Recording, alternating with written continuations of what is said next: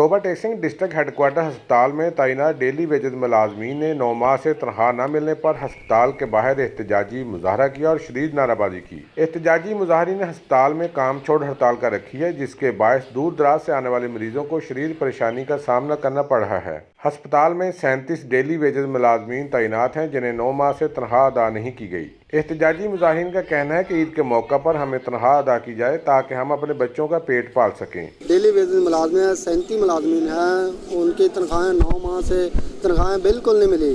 बराए मेहरबानी करके हमें तनख्वाहें दी जाएं ताकि हम अपनी ईद के बच्चों के कपड़े भी लेने। 37 मुलाजिम हैं जिन्हें 9 माह से तनख्वाहें नहीं मिल रही।